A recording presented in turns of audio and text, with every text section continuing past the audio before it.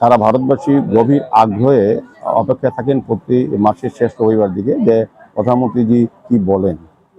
এবং সেই উদ্দেশ্যে সারা ভারতবর্ষের সঙ্গে সারা রাজ্যেও আমাদের মন কি বাত অনুষ্ঠান হচ্ছে। বিভিন্ন মণ্ডলে আছে, সরকারনগর মণ্ডলের ৩৬ নম্বর বুথের উদ্যোগে মন কি বাত আমরা স্থাপন করলাম। প্রধানমন্ত্রীজি বিভিন্ন বিষয়ে সারা দেশের বিভিন্ন প্রদেশের বিভিন্ন বিশেষ বিশেষ দিকগুলি যারা ব্যক্তি প্রতিষ্ঠান এবং সরকারের বিভিন্ন যে চিন্তা ভাবনা সেগুলো তুলে ধরে। বিশেষ করে আমাদের আইএনএসএ যে নতুন ৩টি বিমান আমাদের স্বদেশি ভাবনা স্বদেশী ব্যক্তিরাই আমাদের দেশের ইঞ্জিনিয়ারিং প্রকৌশলী তা তৈরি করেছেন। এটা আমাদের ভারতবর্ষের কাছে একটা বিশাল বিষয়।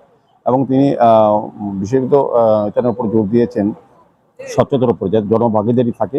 আর একটা বিশেষ দিক বলেছেন, যেহেতু সামনে আমাদের গণেশ পূজা গণপতি বাপ্পার অনুষ্ঠান হবে, সেগুলি মূর্তি তৈরি করার ক্ষেত্রে যাতে স্থানীয় মাটি ব্যবহার করা, যাতে সহজে এটা বিলীন করা যায়, যাতে প্লাস্টার অফ প্যারিস দিয়ে কোনো মূর্তি কেউ না তৈরি করেন বা পুজো করেননি। এইভাবে তিনি কাছে তারপর আসাম, নাগাল্যান্ড এবং বিশেষ করে আমাদের দেশের যারা যুবরা বিভিন্ন ক্ষেত্রে সাফল্য অর্জন করেছেন, গোল্ড মেডেল অর্জন করেছেন বা বিভিন্ন পদক পেয়েছেন, তাদের সফলতার কথা তুলে ধরেছেন। যুবদের বেশি অংশে মাত্রায় ক্রীড়া ক্ষেত্রে অংশগ্রহণ করার জন্য উনি আবেদন রেখেছেন। বিশেষ করে নাগাল্যান্ডের আপনার ওই বেবি লিগ কিংবা যে ফুটবল এগুলি তুলেছেন।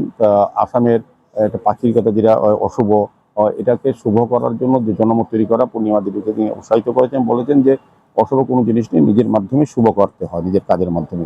সার্বিকভাবে দেশের একটা চিত্র তুলেছেন এবং বিভিন্ন প্রদেশের মধ্যপ্রদেশের কথা বলা হয়েছে, বিভিন্ন প্রদেশের আরেকটা হচ্ছে যে মণিপুরের রুট ব্রিজটা, এটা একটা বিশেষ বিপদ যে প্রকৃতি এবং মানুষ একসঙ্গে কাজ করলে যে কত সুন্দর জিনিস করা যায় এবং প্রকৃতিকে বাঁচিয়ে রাখতে হবে। প্রকৃতি রোড ব্রিজ তৈরি করেছে, এটা তিনি তুলে ধরেছেন। কারণ সার্বিকভাবে দেশের প্রত্যন্ত অঞ্চলে যেগুলি বিশেষ জিনিস আমরা জানি না, আমরা দেখিনি, সেগুলি প্রধানমন্ত্রী তুলে ধরেন এবং সারা ভারতবাসীকে ওই কাজগুলি করার জন্য উৎসাহিত করেন। এটাই মন কি বাতের মূল অনুষ্ঠান।